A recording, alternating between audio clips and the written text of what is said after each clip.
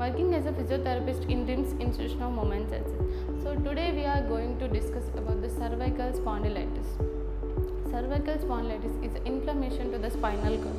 It is a degenerative disease అనమాట. Cervical అనేది మనకు వర్టిబ్రాలో ఒక రీజన్ అనమాట. ఈ సర్వైకల్ స్పాండిలైటిస్ మెయిన్లీ ఎందుకు వస్తుంది అంటే due to lots of work strain వల్ల ఇప్పుడు కామన్గా నౌడేస్ చూస్తూ ఉన్నాం మనం. మనకు సర్వైకల్ స్పాండిలైటిస్లో 3 టైప్స్ ఆఫ్ పెయిన్ కంప్లైంట్స్ ఉంటాయి. దే ఆర్ ఫస్ట్ వన్ వచ్చేసి axial spondylitis and second one వచ్చేసి మనకు cervical radiculopathy and third one వచ్చేసి cervical spondylitis myelopathy.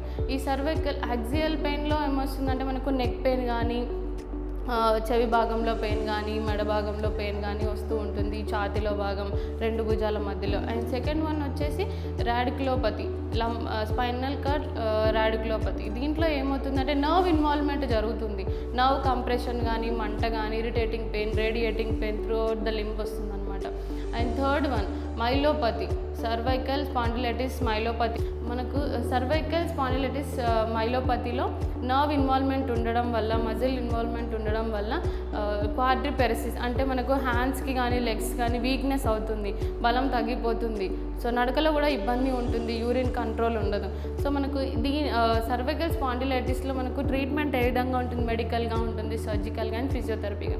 So మెడికల్గా injections ద్వారా కానీ సర్జికల్ కానీ నర్వ్ పించ్ ఏదైతే కంప్రెస్ అయిందో కానీ దాన్ని రిలీవ్ చేయడం కానీ surgery through. And third one వచ్చి మనకు ఫిజియోథెరపీ. సో ఇప్పుడు మనం ఫిజియోథెరపీలో ఏమేమి ఎక్సర్సైజ్ చేయాలో చూద్దాం.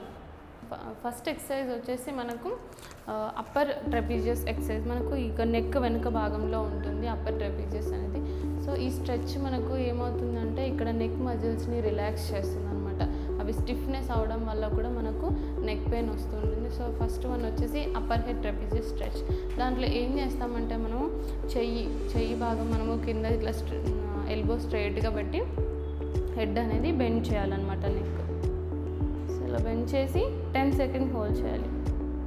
1 2 3 4 5 6 7 8 9 and 10. Okay. And second one వచ్చేసి లివేటర్ స్కాపులా స్ట్రెచ్. సో దీంట్లో ఏమవుతుందంటే మనకు సేమ్ యాజ్ మనకు ట్రెపీజియస్ లాగానే స్టిఫ్నెస్ రావడం వల్ల నెక్ అంతా స్టిఫ్గా ఉండడం వల్ల మనకు నెక్ అంటేనే పెయిన్ అవుతుంది అనమాట. సో ఈ మజిల్ని కూడా మనం రిలాక్స్ చేయాలన్నమాట. లివేటర్ స్కాపులా స్ట్రెచ్ మనకి ఇక్కడగా ఉంటుందన్నమాట వెనక భాగంలో. సో ఈ ఎక్సర్సైజ్లో సేమ్ ఎల్బో స్ట్రైట్ పెట్టి హ్యాండ్ మనకి ఏం చేయాలంటే 45 డిగ్రీస్ వరకు బెండ్ చేసి మెల్లిగా డౌన్ చేయాలి. సో మనకు క్లియర్గా ఇక్కడ స్ట్రెచ్ వస్తుంది అనమాట.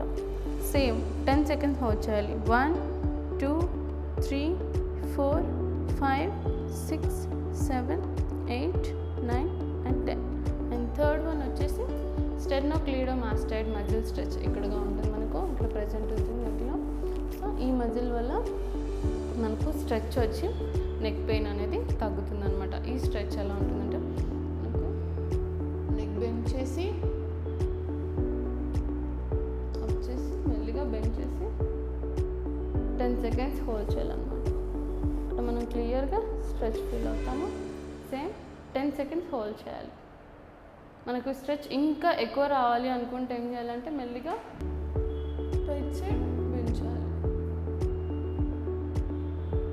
So these are the 3 exercises. And one more వచ్చేసి పెక్టోరాలిస్ మజిల్ స్ట్రెచ్. సో మనకు ఈ మజిల్ అనేది స్ట్రెచ్ చేయడం వల్ల ఇలా వెనకాల 2 స్కాపులస్ అనేవి దగ్గరగా వచ్చేస్తాయి. సో ఒక 10 సెకండ్స్ హోల్డ్ చేసి మళ్ళీ relax. And next exercise these are the stretches. And next వచ్చేసి మొబిలిటీ. నెక్ మొబిలిటీ ఇంక్రీజ్ అవ్వడానికి మనం ఏం చేస్తాం, చిన్ టక్ చేయాలి. చిన్ టక్ చేసి 10 సెకండ్స్ హోల్డ్ చేయాలి, then relax again.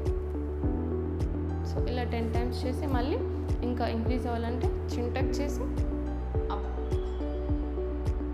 Head up చేయాలి. So these are next one. మనకు నెక్ స్ట్రెంథనింగ్ ఇంప్రూవ్ అవ్వాలంటే ఐసోమెట్రిక్స్ చేయాలి, నెక్ ఐసోమెట్రిక్స్ అంటాము. అండ్ ఫస్ట్ వన్ వచ్చేసి మనకు హ్యాండ్ అనేది హెడ్ దగ్గర పెట్టుకొని మనకు హ్యాండ్ని నెక్ సైడ్ పుష్ చేయాలి అండ్ హెడ్ హ్యాండ్కి పుష్ చేయాలి. సో ఇలా 10 సెకండ్స్ హోల్డ్ చేయాలి. So next this side 1 2 3 4 6, 7, 8, 9, 10. Next వచ్చేసి back side 10 seconds. Again same front.